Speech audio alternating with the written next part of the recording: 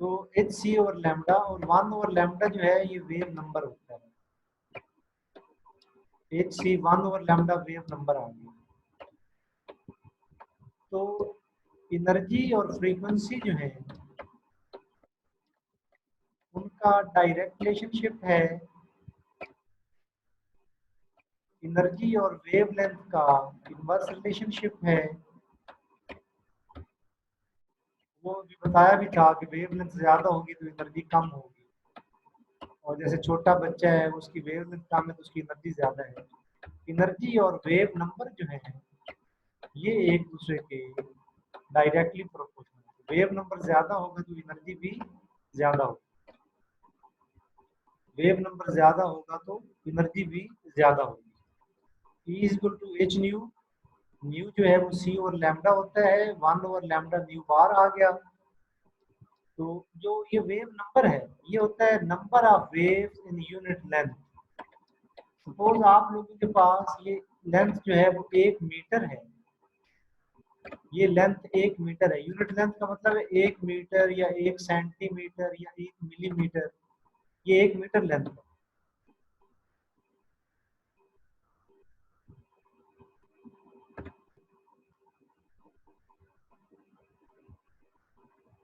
आपके पास ये 1 मीटर है, इस 1 मीटर के अंदर वेव्स गिन लें। यहाँ तक एक वेव है, देखिए ये एक वेव यहाँ पे खत्म हो गई, इधर यहाँ तक 2 वेव्स, यहाँ तक 3 वेव्स, और यहाँ तक 4 वेव्स हो गई। तो इसका मैं कहूँगा 4 वेव्स,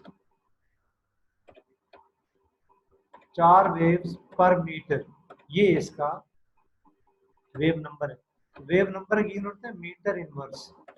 मीटर इनवर्स का मतलब है यूनिट लेंथ में number of waves in unit length. 1 metre के अंदर कितनी वेव्स हैं, 1 सेंटीमीटर के अंदर कितनी वेव्स हैं, 1 मिलीमीटर के अंदर, यानी यूनिट लेंथ मीन एक लेंथ की 1 यूनिट। 1 मिलीमीटर हो सकता है, 1 सेंटीमीटर, 1 मीटर, तो उसके अंदर कितनी वेव्स हैं उसको हम कहते हैं वेव नंबर। तो वेव नंबर 1 मीटर के अंदर कितनी वेव्स होंगी ज्यादा, 1 मीटर के अंदर कब ज्यादा वेव्स होंगी, जब वेव लेंथ कम हो तो ज्यादा वेव्स होंगी, और जब वेव लेंथ कम हो तो एनर्जी ज्यादा होती है। 1 मीटर के अंदर आने वाली वेव्स इतनी ज्यादा होंगी, वेव लेंथ इतनी कम होगी, और फिर एनर्जी इतनी ज्यादा होगी उसकी। एनर्जी और वेव नंबर एक दूसरे के साथ डायरेक्टली प्रोपोर्शनल है। अब यहाँ इस फार्मूले में ये जो के है ये बॉन्ड स्ट्रेंथ को शो करता है, जो के है ये बॉन्ड स्ट्रेंथ को शो करता है। तो बॉन्ड जितना ज्यादा स्ट्रॉन्ग होगा वेव नंबर की वैल्यू इतनी ज्यादा होगी। आप लोग याद रखें जो इंफ्रारेड स्पेक्ट्रम है ये वेव नंबर की टर्म में इसको शो किया जाता है, वेव नंबर की टर्म में। यहाँ इंफ्रारेड स्पेक्ट्रम में वेव नंबर होता है।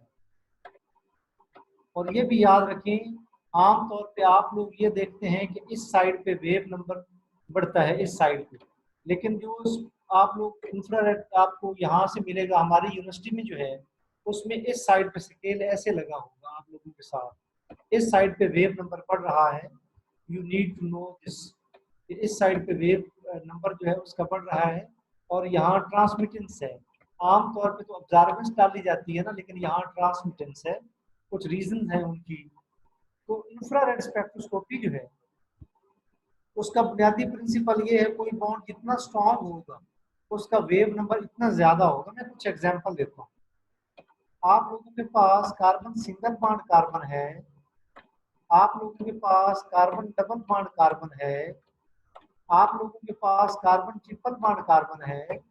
आप लोग बता सकते हैं इन सब में से स्ट्रॉन्ग बॉन्ड कौन सा है? कार्बन ट्रिपल बॉन्ड कार्बन का बॉन्ड सबसे ज्यादा स्ट्रॉन्ग है। तो ये जो ऑब्जर्व करता है इसकी जो वेव नंबर है जिसपे ये ऑब्जर्व करता है या पीक शो करता है वो है 2200 centimetre inverse. Carbon double bond carbon 1600 पे, क्योंकि इसका वेव नंबर जो है वो कम है। और कार्बन सिंगल बॉन्ड कार्बन 1000 पे 600 का फर्क आ रहा है, 1000 से 1100 कुछ फर्क 100 ऊपर नीचे हो सकता है। तो ये 1000 पे, ये 1600 पे, ये 2200 पे, 600 का फर्क आ रहा है।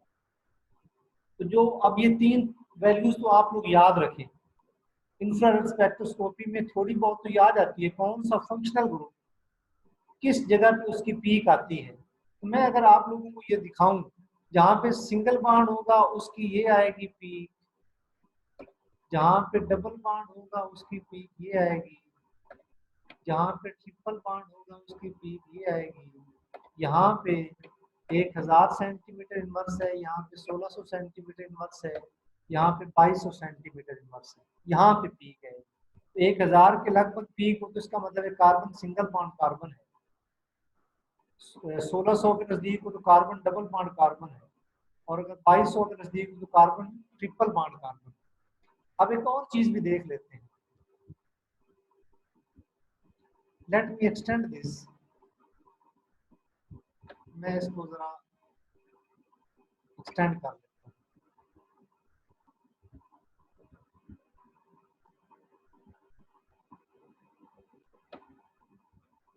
ये आपके पास 1000 सेंटीमीटर इनवर्स है, ये 1600 है और ये 2200 इस साइड पे जो आपका यूनिवर्सिटी ऑफ सरगोधा में इंफ्रारेड है, IR वो इस तरह है। अब कार्बन डबल बॉन्ड कार्बन और कार्बन डबल बॉन्ड ऑक्सीजन, इनमें से मैं आप लोगों से पूछता हूँ कौन स्ट्रॉन्ग बॉन्ड है। जाहिर है इसमें, अब इसमें तो सिर्फ बॉन्ड था ना, ये बॉन्ड ज्यादा हो रहे थे, अब इसमें पोलैरिटी भी आ गई, ये पोलर बॉन्ड बन गया, ये पार्शियल नेगेटिव चार्ज है, ये पार्शियल पॉजिटिव। पोलर बॉन्ड आप लोगों को पता है वो ज्यादा स्ट्रॉन्ग होते हैं, तो इसका मतलब है कार्बन डबल बॉन्ड कार्बन की निस्बत तो ज्यादा इसको एनर्जी पे या वेव नंबर पे ऑब्जर्व करना चाहिए। तो ये 1700 या 1750 पे ऑब्जर्व करता है, याद रखिए 1700 या 1750 पे ऑब्जर्व करता है, 1700 सेंटीमीटर इनवर्स। तो कोई आपसे ये पूछे कि कार्बोनिल जो है, याद रखें aldehyde, ketone, ester, carboxylic acid, acid halide और एसिड एमाइड, जिनमें भी ये कार्बोनाइल ग्रुप होता है। 6 ऐसे फंक्शनल ग्रुप हैं जिनमें ये कार्बोनाइल ग्रुप होता है, 6 फंक्शनल ग्रुप। अगर यहाँ पे आप लोगों को पता है H आ जाए तो ये आपके पास एल्डिहाइड है, अगर यहाँ पे आप लोगों के पास OH आ जाए तो ये कार्बोक्सिलिक एसिड है, यहाँ आप लोगों के पास R आ जाए तो ये कीटोन है, यहाँ पे अगर R आ जाए ये आपके पास कीटोन है, और अगर यहाँ पे आप लोगों के पास OR आ जाए तो ये आप लोगों के पास एस्टर है, अगर यहाँ पे आप लोगों के पास X आ जाए तो ये एसिड हेलाइड है, अगर यहाँ पे NH2 आ जाए तो ये एसिड एमाइड है। तो ये जो 6 फंक्शनल ग्रुप हैं जो ऑर्गेनिक केमिस्ट्री का बहुत बड़ा हिस्सा है, जो लोग रिसर्च कर रहे होंगे आप यहाँ पे ऑर्गेनिक केमिस्ट्री में, आप लोग कभी उन लोगों के पास जाएं और उनसे पूछें कि आप किस फंक्शनल ग्रुप में इंटरेस्टेड हैं, तो आपको जरूर इनमें से कोई ना कोई बताएंगे। तो आप फिर उनसे पूछें कि आप बता सकते हैं कि कार्बोनिल जो है वो किस वेव नंबर पे ऑब्जर्व करता है, तो 1700 सेंटीमीटर इनवर्स। अब इनमें आगे थोड़ा थोड़ा फर्क है, H आ जाए, OH आ जाए, R आ जाए, OR आ जाए, X आ जाए, NH2 आ जाए, वो 1700 से जो कार्बोनिल है वो 1700 पे करता है, ऊपर नीचे हो सकता है, कुछ फैक्टर हैं जो उसको अफेक्ट करेंगे। हर वो फैक्टर जो इस बॉन्ड की स्ट्रेंथ को बढ़ाएगा वो 1700 से ऊपर लेके जाएगा, जो इस बॉन्ड की स्ट्रेंथ को कम करेगा वो 1700 से नीचे लेके आएगा। एक एग्जांपल मैं आप लोगों को देना चाहता हूँ, अगर यहाँ पे ऑक्सीजन अटैच है, आप लोगों को पता है रेजोनेंस शो करेगा, रेजोनेंस शो करेगा। रेजोनेंस से क्या होता है, कभी ये बॉन्ड डबल हो गया, ये सिंगल हो गया, इसमें सिंगल बॉन्ड करेक्टर आ जाएगा, सिंगल बॉन्ड करेक्टर हो जाएगा तो बॉन्ड थोड़ा वीक हो जाएगा, बॉन्ड वीक हो जाएगा तो आप लोगों को पता है जहां पे कार्बोनिल एब्जॉर्ब करता है उससे थोड़ा कम पे करेगा। कार्बोनिल जिस पे करता है, कार्बोनिल का 1700 मैंने रफ बताया है, 1720 हो सकता है, 1730 हो सकता है, ये मैंने रफ बताया है। जब कार्बोनिल, हर वो चीज जो इस बॉन्ड को स्ट्रॉन्ग करेगी, तो स्ट्रॉन्ग से मतलब वेव नंबर ज्यादा होगा, और वीक करेगी तो वेव नंबर कम। तो जब हम लोगों ने carbon single bond carbon, carbon double bond carbon, carbon triple bond carbon के वेव नंबर हम लोगों ने कर लिए, तो उसके बाद कार्बन डबल बॉन्ड कार्बन से हम लोग आगे मूव करके कार्बन डबल बॉन्ड ऑक्सीजन पे, ये थोड़ा पोलर होने की वजह से ये ज्यादा वेव नंबर पे एब्जॉर्ब करेगा, ज्यादा वेव नंबर पे एब्जॉर्ब करेगा। और फिर इनमें आगे 6 डिफरेंट हैं, हर वो जो इस बॉन्ड की स्ट्रेंथ को बढ़ाएगा वो उससे ज्यादा फ्रीक्वेंसी पे एब्जॉर्ब करेगा, वेव नंबर पे करेगा, और जो उसकी स्ट्रेंथ को कम करेगा वो कम वेव नंबर पे एब्जॉर्ब करेगा। उसके बाद मैं एक और चीज आप लोगों को बताता हूं। आप लोगों के पास कार्बन सिंगल बॉन्ड हाइड्रोजन है, बल्कि ऑक्सीजन, पहले कार्बन वाले की एग्जांपल दे लेते हैं। आपके पास ऑक्सीजन हाइड्रोजन है, आपके पास कार्बन हाइड्रोजन है, आपके पास नाइट्रोजन हाइड्रोजन है। ये तीन बॉन्ड मुझे तरतीब में लिखने चाहिए थे, मैं तरतीब में लिख देता हूँ। मैं कार्बन सिंगल बॉन्ड हाइड्रोजन यहाँ पे लिख देता हूँ, मैं जरा तरतीब में लिख रहा हूँ। अब यहाँ जरा देखें, इसको नाइट्रोजन, कार्बन की इलेक्ट्रोनेगेटिविटी आप लोगों के पास 2.5 है, नाइट्रोजन की 3 है और ऑक्सीजन की 3.5 है। अगर मैं आप लोगों से पूछूं, मुझे आप लोग ये बताएं कौन सा बॉन्ड सबसे ज्यादा पोलर है, तो आप लोग कहेंगे ऑक्सीजन हाइड्रोजन, क्योंकि यहाँ पे इलेक्ट्रोनेगेटिविटी का डिफरेंस सबसे ज्यादा है।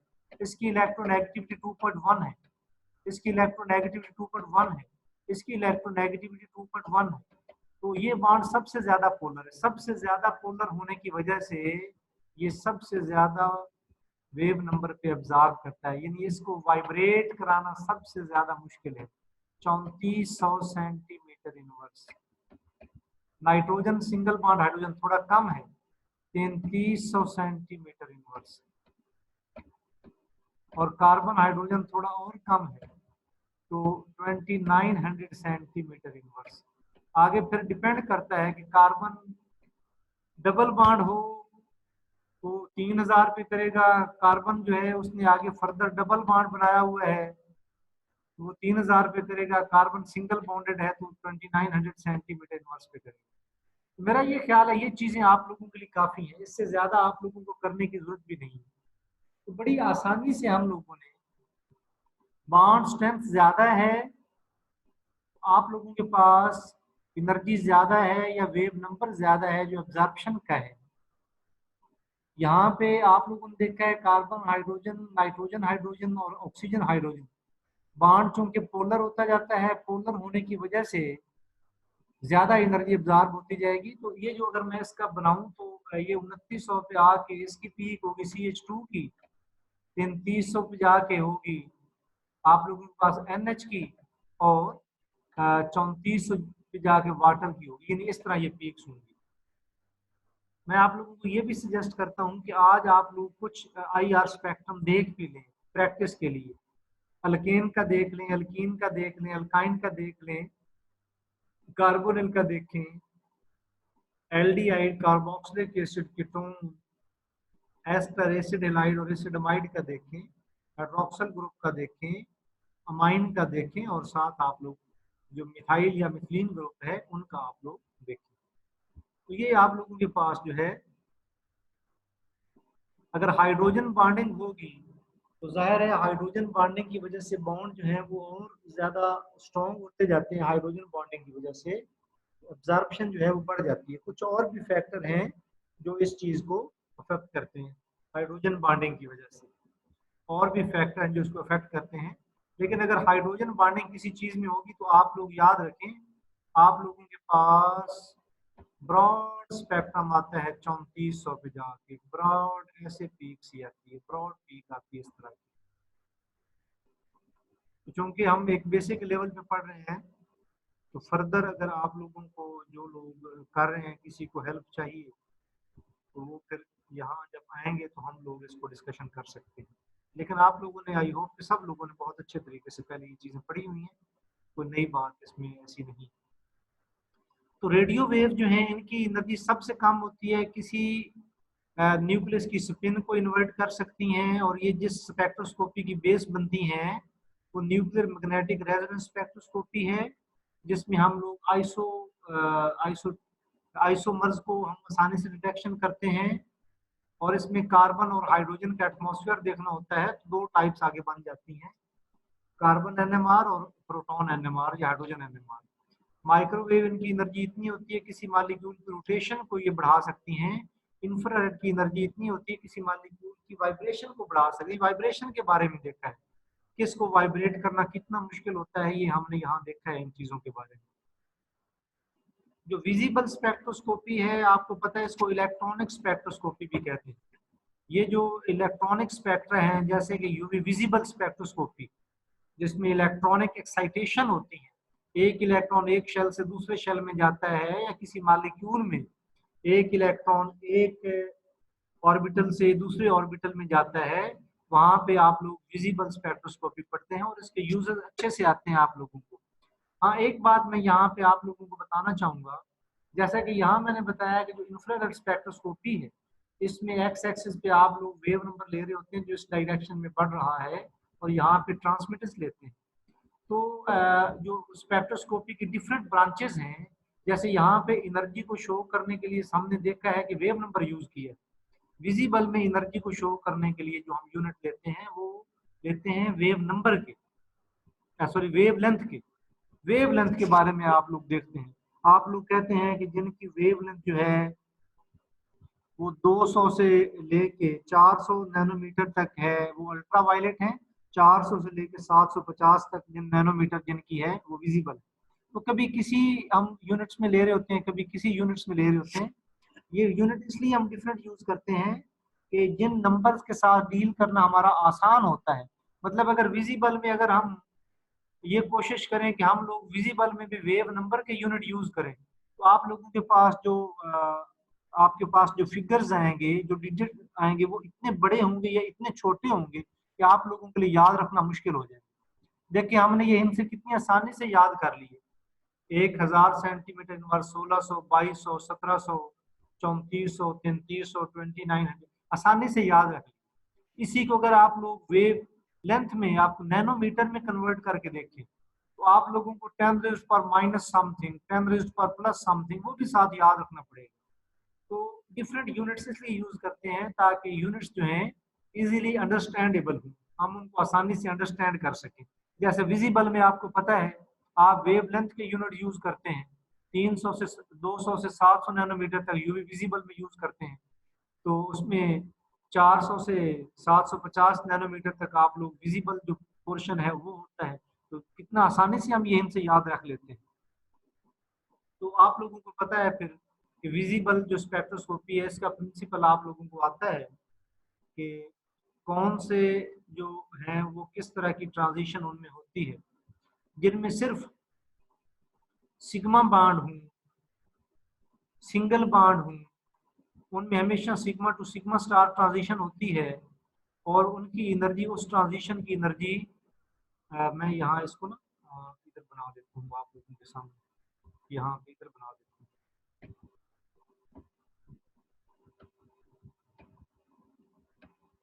पूरी की पूरी जो यूवी विजिबल स्पेक्ट्रोस्कोपी है इसी के अंदर है। ये आपके पास सिग्मा है, ये आपके पास सिग्मा स्टार है, ये आपके पास पाई है,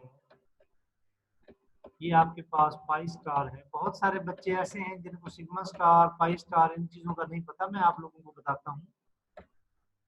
जब आप लोग एटॉमिक ऑर्बिटल की बात करते हैं, यानी अगर मैंने यहाँ कोई एटम लिखा होता, मैं सोडियम की बात कर रहा होता, मैं पोटेशियम की बात कर रहा होता, किसी एक एटम की बात कर रहा होता, तो मैंने यहाँ ये ना लिखा होता सिग्मा, सिग्मा स्टार, पाई, पाई स्टार, मैंने यहाँ पे लिखा होता SPDF, वो एटॉमिक ऑर्बिटल होते हैं, मैंने उनका जिक्र किया होता। लेकिन याद रखें जब एटम्स मिलकर मॉलिक्यूल बनाते हैं, तो मॉलिक्यूल की अगर आप लोग, अगर एटॉमिक स्पेक्ट्रोस्कोपी की आप लोग बात कर रहे हैं, वो भी विजिबल स्पेक्ट्रोस्कोपी यूवी विजिबल में फॉल करती है, एटॉमिक स्पेक्ट्रोस्कोपी। एटम्स की बात कर रहा होता मैं यहाँ तो SPDF लिखता, वहां उनकी एनर्जी का फर्क देखता मैं। लेकिन मैं मॉलिक्यूलर स्पेक्ट्रोस्कोपी की बात करूं, जो मॉलिक्यूलर स्पेक्ट्रोस्कोपी है, मॉलिक्यूल्स की स्पेक्ट्रोस्कोपी है, तो आपको पता है जब मॉलिक्यूल बनते हैं तो कैसे बनते हैं, एटॉमिक ऑर्बिटल के मिलने से मॉलिक्यूलर ऑर्बिटल बनते हैं। और जो मॉलिक्यूलर ऑर्बिटल हैं वो दो तरह के होते हैं, बॉन्डिंग मॉलिक्यूलर ऑर्बिटल और anti bonding molecular orbital. Bonding molecular orbital वो होते हैं जिनकी एनर्जी एटॉमिक ऑर्बिटल से कम होती है, और एंटी बॉन्डिंग मॉलिक्यूलर ऑर्बिटल वो होते हैं जिनकी एनर्जी ज्यादा होती है।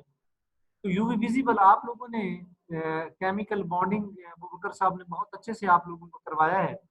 आप लोगों ने वहाँ वैलेंस बॉन्ड थ्योरी भी की है, आप लोगों ने वहाँ पे वेस्पर थ्योरी भी की है। याद रखें यूवी विजिबल स्पेक्ट्रोस्कोपी जो है इसको एक्सप्लेन करना हो तो मॉलिक्यूलर ऑर्बिटल थ्योरी आपको अच्छे से आनी चाहिए, मॉलिक्यूलर ऑर्बिटल थ्योरी। तो अब जब एटॉमिक ऑर्बिटल मिलते हैं तो मॉलिक्यूलर ऑर्बिटल बनते हैं। मॉलिक्यूलर, कोई पूछे कि मॉलिक्यूलर ऑर्बिटल के नाम, एटॉमिक ऑर्बिटल के नाम बताएं, आप कहेंगे S P X P Y P Z D X Y D Y Z, तो आप लोगों को पता है एस पी डी एक्स। अगर कोई पूछे कि मॉलिक्यूलर ऑर्बिटल के नाम बताएं तो आप लोग कहेंगे सिग्मा, सिग्मा स्टार, पाई, पाई स्टार, और एन जो है ये नॉन बॉन्डिंग के लिए।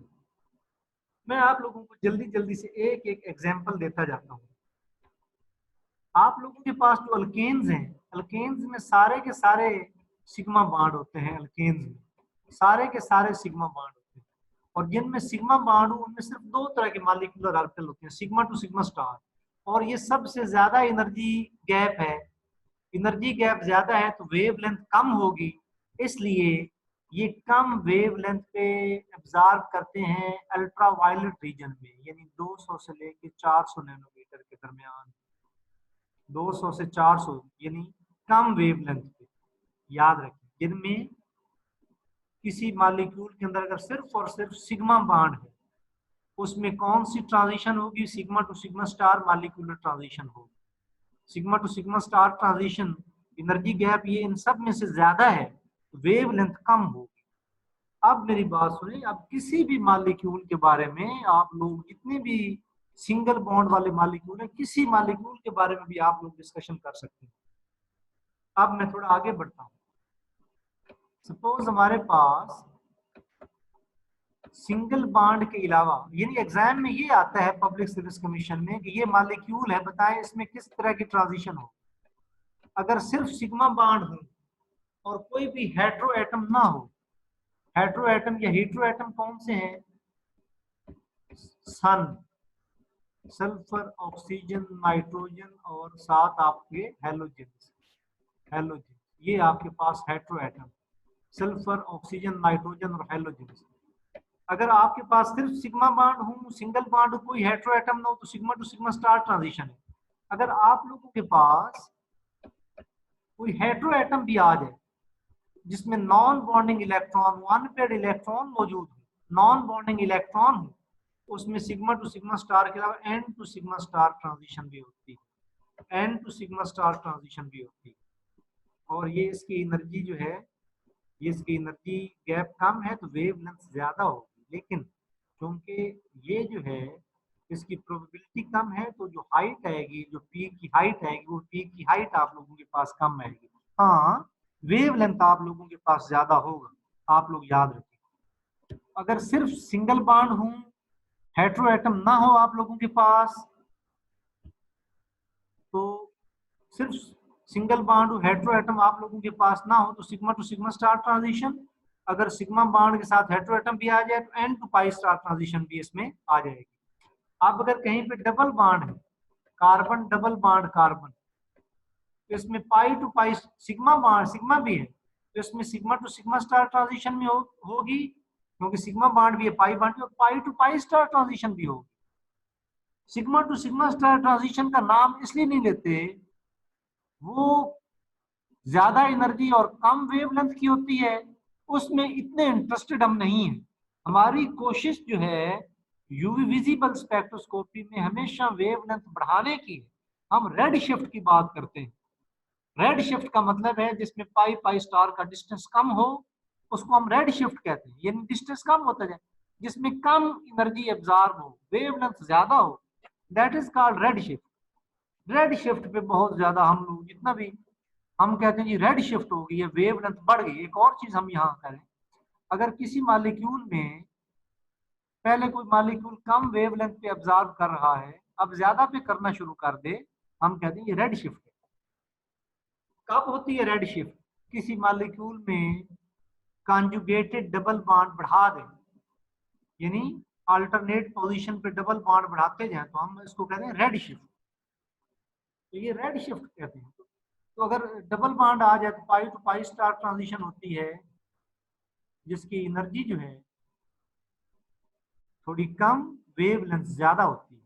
और अगर इसके साथ डबल बॉन्ड के साथ कोई हेटेरो एटम भी आ, जैसे कार्बन डबल बॉन्ड ऑक्सीजन है, कार्बोनिल, इसमें अब इसमें सिंगल बॉन्ड भी है, सिग्मा बॉन्ड भी है, पाई बॉन्ड भी है, हेटेरो एटम भी है। इसमें तमाम तरह की transition, sigma to sigma star, pi to pi star, N to sigma star, N to pi star.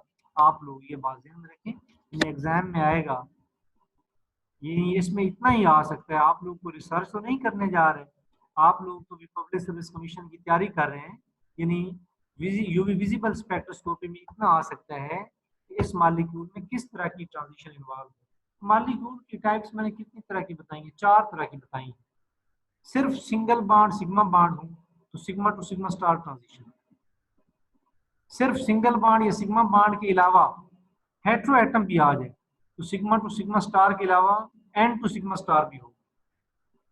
अगर डबल बॉन्ड आ जाए, कार्बन डबल बॉन्ड कार्बन, तो सिग्मा बॉन्ड भी है, पाई बॉन्ड भी, तो सिग्मा टू सिग्मा स्टार भी होगी, पाई to pi star भी होगी।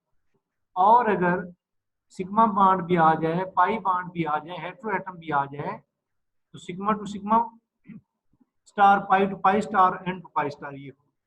तो इसको हम इलेक्ट्रॉनिक स्पेक्ट्रोस्कोपी, इन दोनों को मिला के कहते हैं इलेक्ट्रॉनिक स्पेक्ट्रोस्कोपी। इसका मतलब है किसी इलेक्ट्रॉन को एक एटॉमिक लेवल से दूसरे एटॉमिक लेवल तक लेके जाना, या एक मॉलिक्यूलर ऑर्बिटल से दूसरे मॉलिक्यूलर, एक एटॉमिक ऑर्बिटल से दूसरे एटॉमिक ऑर्बिटल तक, जैसे एटम्स में होता है, या एक मॉलिक्यूलर ऑर्बिटल से दूसरे मॉलिक्यूलर ऑर्बिटल तक लेके जाना। इसकी एनर्जी सबसे ज्यादा अब्जॉर्ब सब में से। किसी की न्यूक्लियस की स्पिन को इन्वर्ट करने के लिए सबसे कम एनर्जी चाहिए, और ये जिस स्पेक्ट्रोस्कोपी की बेस बनती है वो न्यूक्लियर मैग्नेटिक रेजोनेंस स्पेक्ट्रोस्कोपी है। किसी मॉलिक्यूल के रोटेशनल लेवल, जो किसी पे एनर्जी डाल के उसके रोटेशन की फ्रीक्वेंसी बढ़ा दी जाए, ये माइक्रोवेव स्पेक्ट्रोस्कोपी की बुनियाद बनाती है। अगर किसी मॉलिक्यूल की वाइब्रेशनल फ्रीक्वेंसी बढ़ा दी जाए, ये इंफ्रारेड स्पेक्ट्रोस्कोपी की बुनियाद बनती है। और अगर किसी मॉलिक्यूल में इलेक्ट्रॉनिक एक्साइटेशन करवा दी जाए, ये आप लोगों के पास बनती है यूवी विजिबल स्पेक्ट्रोस्कोपी, जिसमें आगे 2 चीजें हैं, याद रखें। यूवी विजिबल, एटॉमिक स्पेक्ट्रोस्कोपी और मॉलिक्यूलर स्पेक्ट्रोस्कोपी। जो बैनवेल की बुक है, अगर आप लोगों के पास है, तो उसमें 2 अलग-अलग चैप्टर, एटॉमिक स्पेक्ट्रोस्कोपी और मॉलिक्यूलर स्पेक्ट्रोस्कोपी। यूवी विजिबल में 2 अलग से चैप्टर है। उसके बाद जो एक्स रेज है, ये किस स्पेक्ट्रोस्कोपी की बुनियाद, ये है एक्सपीएस या edX, energy dispersive X ray spectroscopy.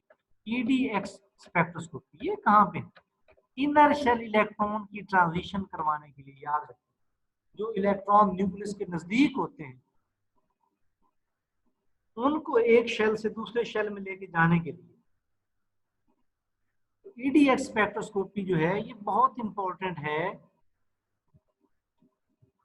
जब आप लोगों ने, जैसे मैंने कहा एटॉमिक स्पेक्ट्रम है, ये इसको आप एटॉमिक स्पेक्ट्रम की बुनियाद समझे।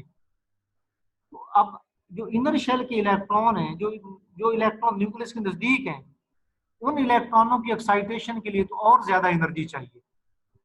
उन इलेक्ट्रॉनों की एक्साइटेशन के लिए तो और ज्यादा एनर्जी चाहिए। जो इनर शेल के इलेक्ट्रॉन है वो बुनियाद बनते हैं ईडीएक्स के, एनर्जी डिस्पर्सिव एक्स स्पेक्ट्रोस्कोपी। तो आप देखें कितनी तरतीब से ये था, एनएमआर स्पेक्ट्रोस्कोपी, माइक्रोवेव या रोटेशनल स्पेक्ट्रोस्कोपी, इंफ्रारेड स्पेक्ट्रोस्कोपी या vibrational spectroscopy, UV visible spectroscopy या इलेक्ट्रॉनिक स्पेक्ट्रोस्कोपी। उसके बाद आप लोगों के पास एक्सपीएस या एक्सरे स्पेक्ट्रोस्कोपी है। उसके बाद आप लोगों के पास गैमा रेज जो स्पेक्ट्रोस्कोपी है, ये हम लोग न्यूक्लियर रिएक्शन में इसके बारे में स्टडी करते हैं। जिन लोगों ने मेरे पास, जो लोग एमफिल के हैं, उन्होंने मेरे पास न्यूक्लियर केमिस्ट्री का चैप्टर पढ़ा है, तो वहाँ हमने गैमा रेज के बारे में बहुत अच्छे से डिस्कशन की है। तो ये आप लोगों के पास इलेक्ट्रोमैग्नेटिक रेडिएशन जो है वो जब एक प्रिज्म में से पास करती हैं तो वो कैसे डिस्पर्स होती हैं, जिस तरतीब से वो हमने पढ़ा है। और साथ ही हम लोगों ने ये देखा है कि हर जो आपके पास इलेक्ट्रोमैग्नेटिक रेडिएशन का जो रीजन है वो किस तरह लोगों का वो बेस बनता है कौन कौन सी स्पेक्ट्रोस्कोपी की। अब आप लोगों की एक बेस बन गई, अब एक दफा आप लोग जरूर इन सारों को देखें। आप लोग आज ये देखेंगे तो बहुत अच्छे से आप लोगों को इन तमाम चीजों की समझ आ जाएगी। हमने करना तो और भी था कुछ, लेकिन मेरा ये ख्याल है कि आज के लिए इतना काफी है। ये दो बड़े एक्सटेंसिव किस्म के लेक्चर हो गए हैं, इनमें कोई क्वेश्चन हो इनकी स्टडी करें। ये इसमें से क्वेश्चन जरूर आएंगे, मैं आप लोगों को पहले बता रहा हूँ। ये इसलिए ये लेक्चर बहुत बहुत इम्पोर्टेंट था। मुमकिन है मैंने कुछ चीज़ें मिस कर दी हूँ, आप लोग उसको पढ़ने की कोशिश करें तो इंशाल्लाह ये होगा। ओके जी, अल्लाह हाफिज। सर इस लेक्चर की रिकॉर्डिंग मिल सकती है? नहीं मिल सकती। आपको मैं ये बताऊं कि सर मेरे ये कहने के इम्पोर्टेंट। बावजूद एक रिकॉर्डिंग मैंने सेंड की है, और वो रिकॉर्डिंग मुझे आगे कहीं से मिली है, पिछला लेक्चर जो सॉलिड वाला हुआ है। तो मैं आपको इतना कह दूं ये काफी है, अब मैं और आपको क्या कहूं। यानी आप लोगों सर के, एक्चुअली ये इम्पोर्टेंट था लेक्चर। आप लोग इसको पढ़ने की कोशिश करें, खुद से पढ़ें, ये आप लोग कर लें। ओके जी, अल्लाह हाफिज। अल्लाह हाफिज।